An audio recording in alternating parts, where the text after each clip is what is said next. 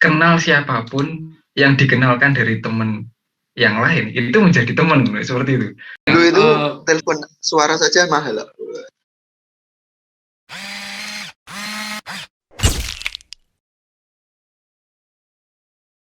Oke, assalamualaikum warahmatullahi wabarakatuh. Selamat datang di podcastku, podcastnya KMNU Undip.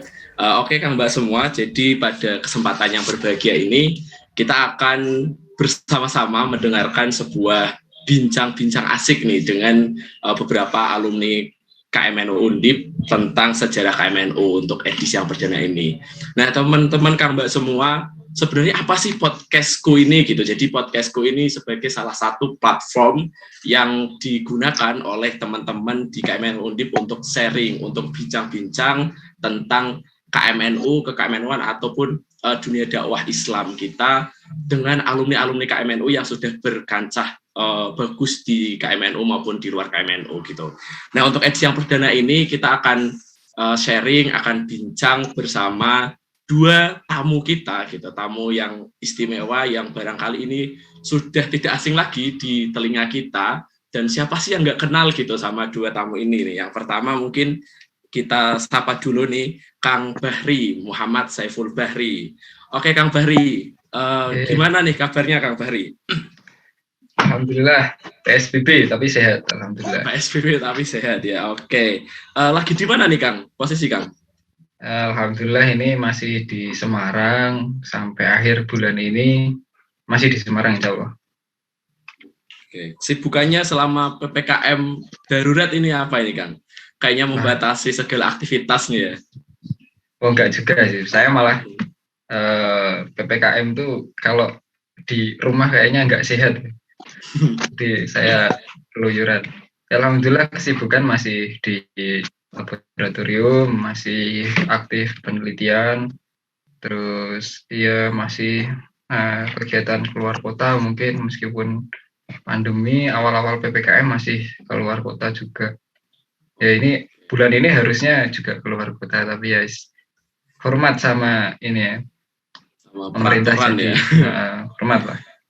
Betul, karena salah satu pilarnya kan harus hormat pada ulil amri juga ya Kang ya.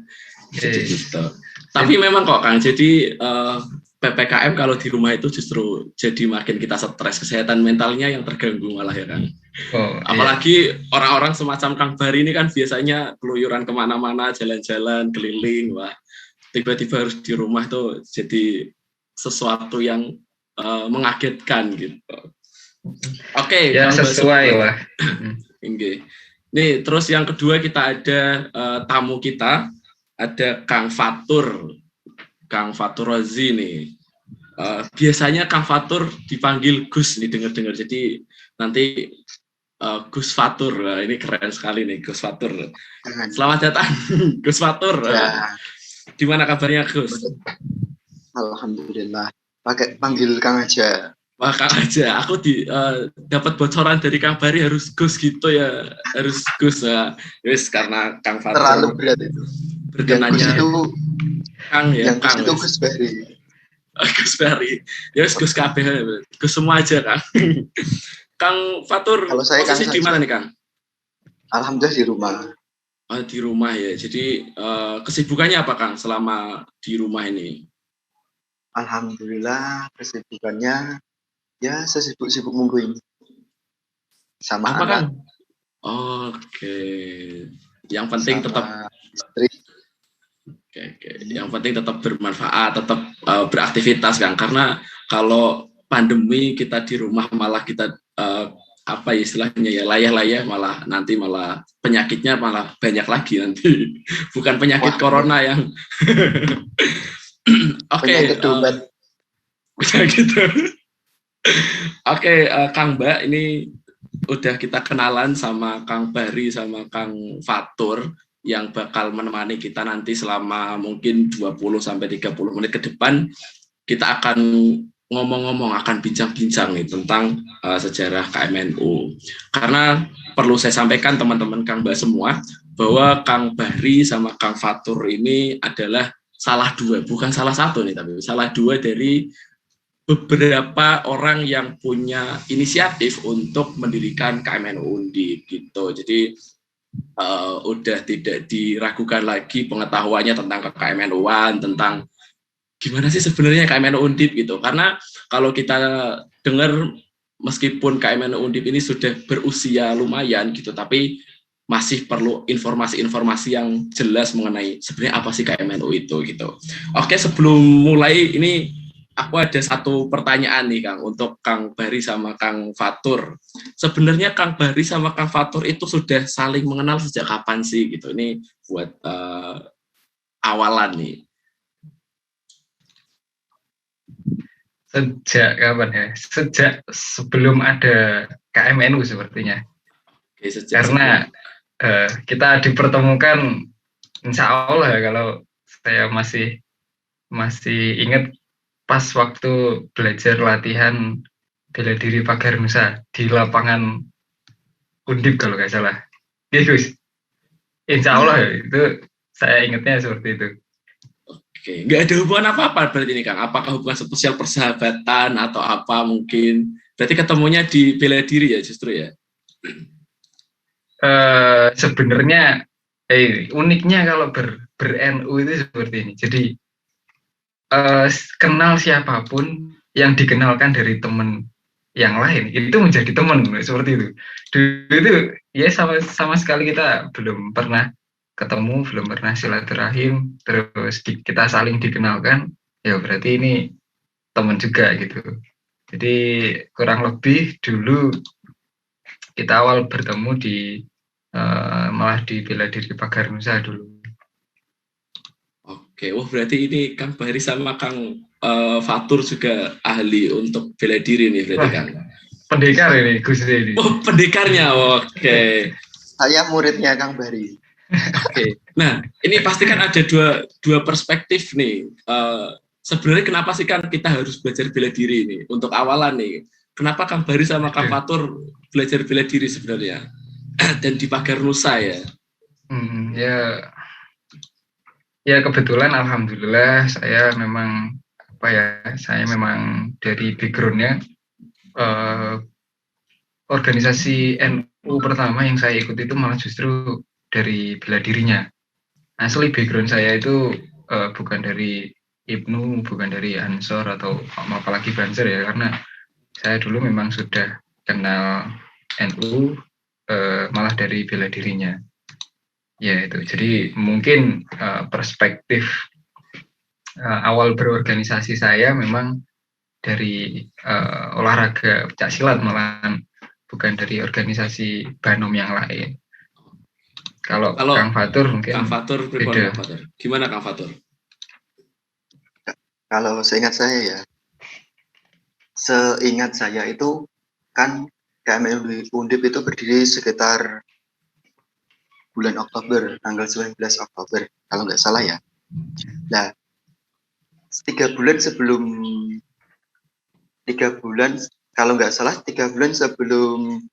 pendirian KMNU, saya itu pernah ditelepon sama Kang Bari. Dulu tuh pernah ditelepon sama Gus Bari. Perkenalannya pertama melalui Facebook. Mungkin Kang Gus Bari pernah ingat ya? Pernah itu dari Facebook. Dulu itu belum ada WA, belum ada apa. Yang utama dulu itu adalah Facebook.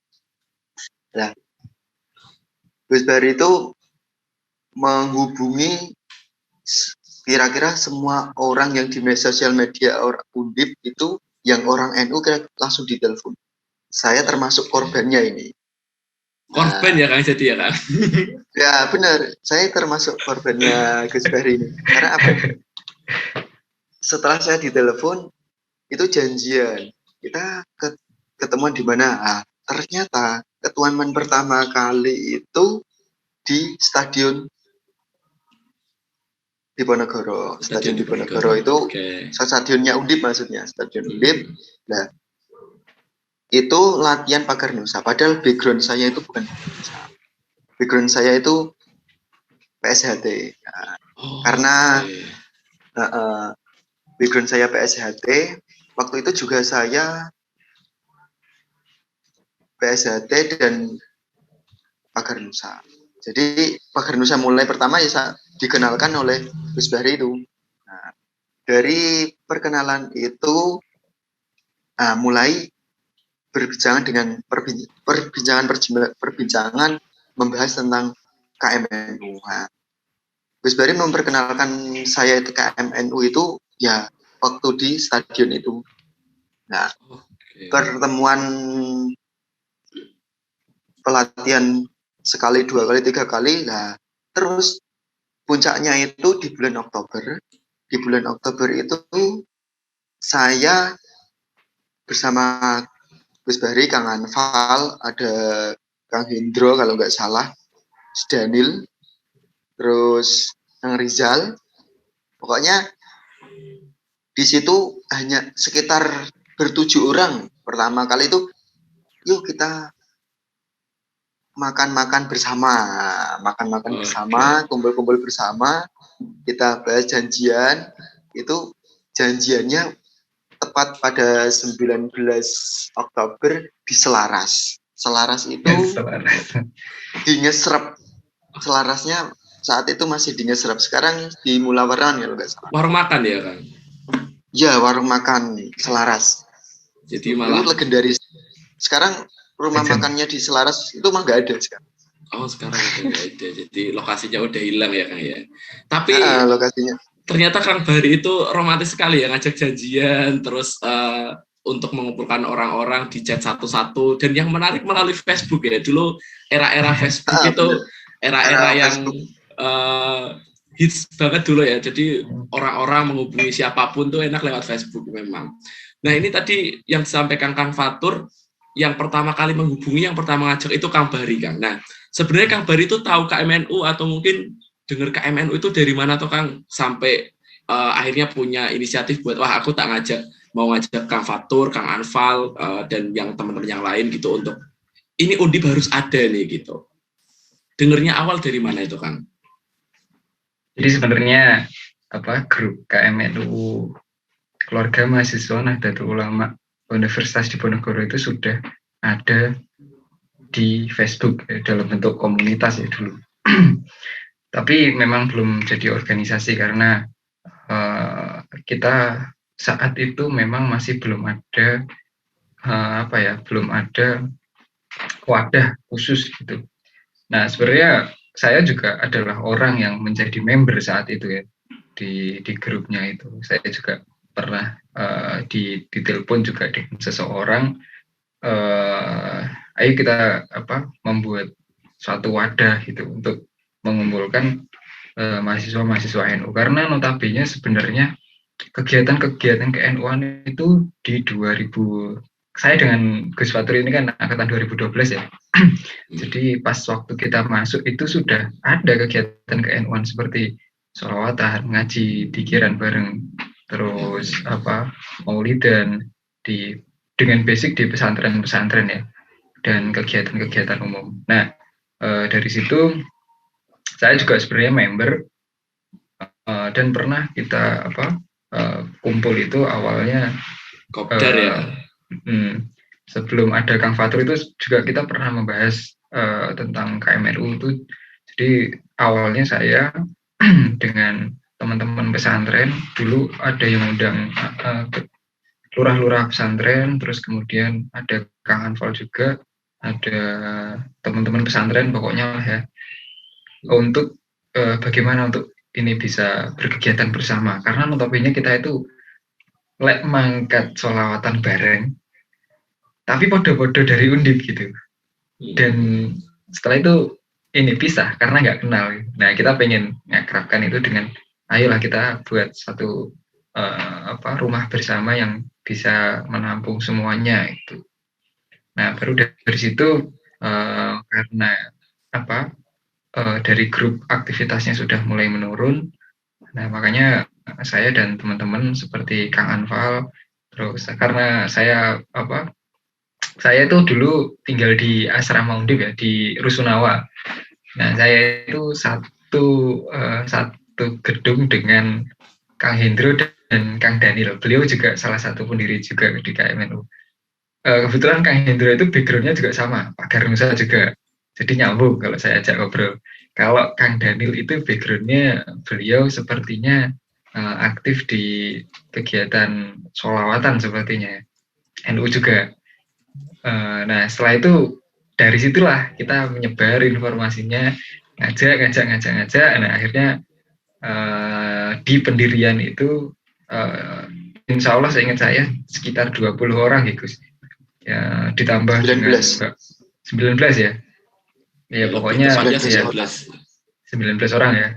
Ya putra dan putri, terus kemudian dari berbagai macam elemen, ada dari rebana, dari redi, dari pondok pesantren, ada dari PMII juga. Ya itu termasuk yang melatar belakangnya kenapa KMNU itu pilarnya ada 5. Karena kita juga menghormati organisasi atau ada yang sudah ada gitu. Kita ingin menjadi rumah besar bersama bagi mahasiswa-mahasiswa NU seperti itu. Oke. Berarti Kang Bahri itu salah satu member yang di grup Facebook KMNU itu nggak Kang? Nah itu kalau boleh tahu sebenarnya yang mendirikan siapa itu Kang? Kan biasanya ada tuh, grup ini didirikan oleh siapa gitu. Kalau di Facebook kan ada riwayatnya gitu ya. Oke, kalau pendirinya saya, kalau itu kan belum didirikan ya, jadi belum bisa disebut pendiri. Jadi itu iya, betul, kayaknya betul. Penggagas grup Facebooknya gitu ya. Nah, penggagas grup itu siapa itu Kang? Sebenarnya itu ya kita sama-sama kurang tahu karena kalau nggak salah saya itu masuk itu anggotanya sudah 20-an kalau nggak salah. Tapi memang ada salah satu pencetus yang memang belum bisa disebutkan karena beliaunya juga belum nggak kerso. Itu memang saya pernah ditelepon sama masnya ini perihal nek bisa jenengan yang melanjutkan KMNU karena saya juga sudah mau selesai studi dan lain sebagainya. Sepertinya saya belum bisa gitu. Jadi jenengan tolong ini dilanjutkan dengan teman-teman seperti itu. Berarti sudah ada amanah ya, sudah ada memo khusus gitu kepada Kang Bahri. Udah ini dilanjutkan Kang Bahri aja. Makanya Kang Bahri yang istilahnya opia-opia ya, yang ngajak-ngajak, ayo ikut kumpul di satu persatu di Japri gitu ya. Tapi berarti ini Kang sudah dapat istilahnya ketika mendirikan awal itu, ketika menggagas awal terus dari grup Facebook itu, Kang Bahri berarti sudah istilahnya sudah izin sama orang-orang yang mendirikan grup Facebook itu untuk didirikan yang resmi, forum resminya gitu ya Kang? Ya seperti itu. Jadi sebenarnya tidak ada otoritas gitu ya. Kayak berarti saya menjadi ketua seperti itu enggak. Karena dulu itu kan sistemnya masih kekeluargaan ya. Dan dulu salah satu inisiatornya ini mungkin penggagasnya itu juga pernah silaturahim ke Jogja ke UGM kalau nggak salah ya untuk silaturahim. Dan setelah itu kita koordinasi lagi tapi terputus itu kalau nggak salah 2013. Jadi jeda antara perkumpulan awal sampai KMNU didirikan itu lama, 1 tahun. Jadi memang lama. Karena itu juga sempat redup juga, sempat mati 1 tahun itu nggak ada yang ngopiak-ngopiak lagi. Akhirnya daripada ini nanti nggak keurus, ya monggo nanti ini dilanjutkan sama saya. Awalnya ya sama saya dan Kang Anfal dulu pernah ketemuan di masjid Undip berempat sama dari teman PMM sama dari pondok Subulu Salam. Nah, ya itu dulu yang jadi awal-awalnya. Nah, terus dari 1 tahun, nah baru ketemu dengan Kang Daniel, ketemu Kang Hendro, Kang Fatur gitu. Jadi kita mulai lagi ini sepertinya kita memang butuh wadah. Makanya di 19 orang itu adalah proses ikhtiar kita untuk mencari teman, mencari keluarga, dan kemudian kita sepakat untuk dibentuklah wadah organisasi KMNU seperti itu. Oke, kalau Kang Fatur nih, jadi dulu kan yang ngajak Kang Bahri gitu ya, Kang Bahri untuk untuk gabung dulu di grup Facebook apa langsung diajak rembukan nih Kang Fatur? Kalau kan Facebook kan lebih mudah, jadi kita tahu kalau Kang Bari mau hubungi saya itu ya kalau saya sudah masuk grup. Jadi kan grup kan dulu kan ada pemberitahuan, ada grup KMNU. Oh kok ada grup NU, terus saya ngeklik itu, klik gabung grup, terus adminnya nggak tahu, terus tiba-tiba Gus Bari langsung menghubungi saya, langsung ditelepon. Dulu itu masih pakai telepon, kualitasnya dulu mahal. belum bisa video call ya. Komunikasi zaman dulu itu mahal. Nggak semurah sekarang. Nggak bisa sekarang bisa lihat wajahnya gitu, dulu nggak bisa ya Kang ya. Tapi ini dulu itu telepon suara saja mahal. Iya. Gimana? Mahal pakai pulsa gitu ya. Tapi ini Kang Fatur, kalau boleh tahu momen yang paling diingat gitu ya dari awal-awal pembentukan atau awal-awal kita Kang Bari dan teman-teman yang lain mendirikan KMNU itu, momen yang paling diingat itu apa Kang? Ya waktu pendirian. Ya maksudnya apakah ada Oke, barangkali Kang Fatur ada satu momen penting yang di situ kayak oke lah kita dirikan KMNU karena apa, atau mungkin ada suatu momen-momen yang selalu diingat gitu, bukan soal pendiriannya atau mungkin kumpulnya atau pernah bertengkar karena ini konsepnya harus seperti ini. Nah itu mungkin ada momen-momen seperti itu nggak sih? Kalau menurut saya kumpul itu tuh adalah momen. Dulu itu kumpul adalah momen. Jadi kalau merasa dulu nggak ketemu 2 hari 3 hari itu rasanya udah pengen komunikasi aja, Kang.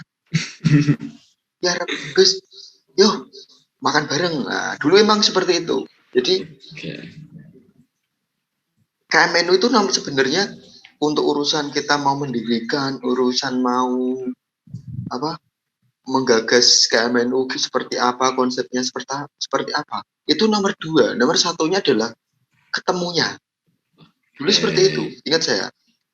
Pokoknya kalau mau apapun, yuk kita makan bareng. Jadi dulu itu nggak ada namanya kita organisasi mengganggu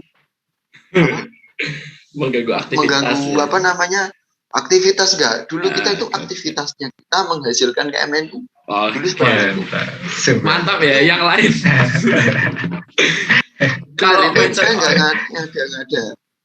ngada-ngada. Soalnya apa? Kalau saya sama Gus Bahri ke angkringan, nanti bahas apa, terus tiba-tiba KMNU dibahas. Kita mau makan penyetan dulu, terus tiba-tiba bahas KMNU.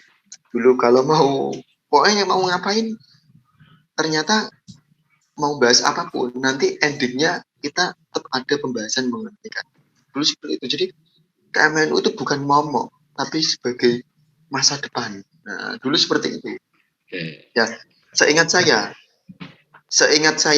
memang kenapa tadi kok saya bilang bahwa momen paling spesial itu adalah waktu pendirian. Karena waktu pendirian itu memang jadi momen kita makan bareng, ngumpul bareng, ngobrol, dan seperti keluarga. Ada keluarga baru di Semarang, dari Gus Bahri dari Tulungagung, terus ada siapa? Banyak kok. Ada Kang Puji, ada Daniel, Kang Rizal, terus Kang Anfal, banyak kok Mas. Dulu seingat saya, yang waktu prosesi itu mau didirikan itu ada 11 orang. 11 orang. Dari angkatan 2012 sampai 2014. Waktu itu angkatan termuda itu ada 2. Termuda itu ada Armila sama Kang Puji. Nah, itu ada 2. Angkatan paling baru masuk Undip langsung jadi pendiri. Itu baru ketemu berapa kali ya, Gus? Nah, itu 2 kali ya. Kalau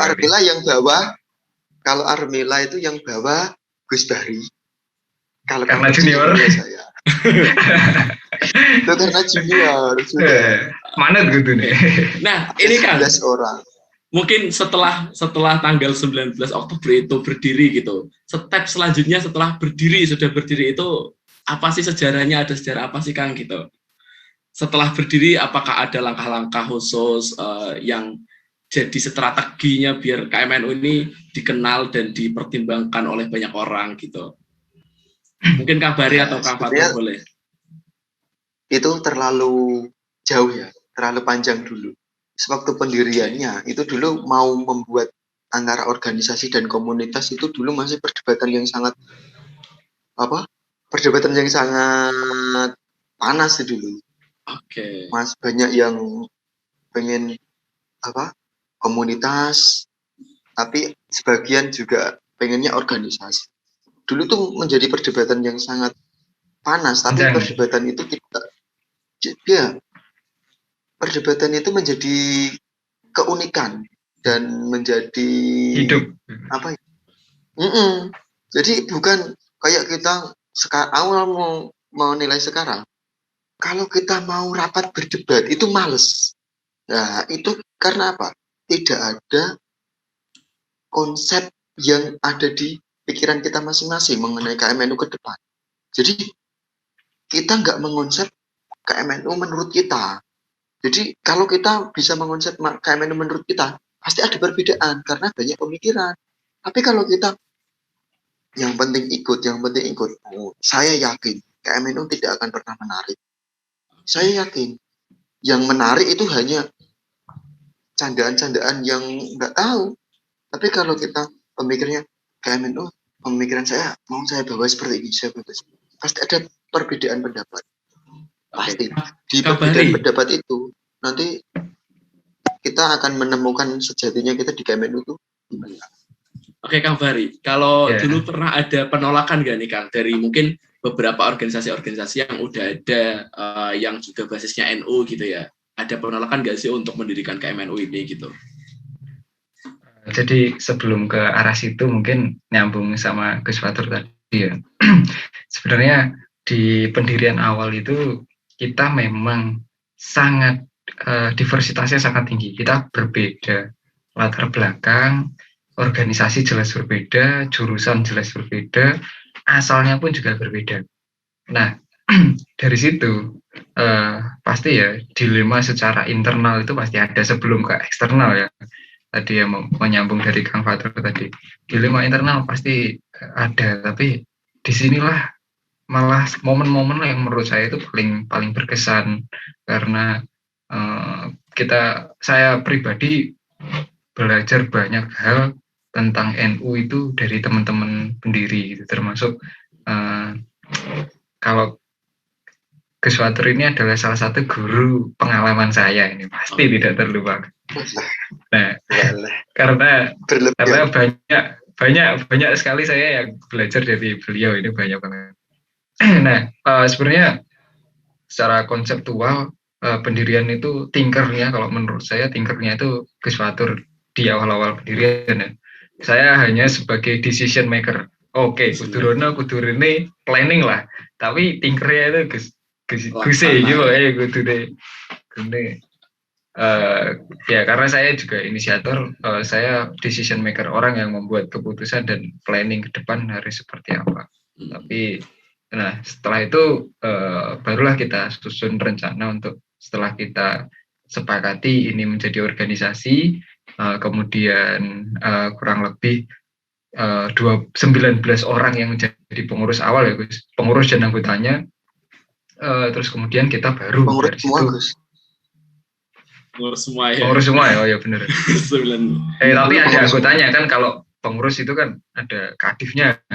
Pengurus inti. Mbak Zulfi, Mbak Zulfi. Nah itu dan teman-temannya sebagai pengurus anggota.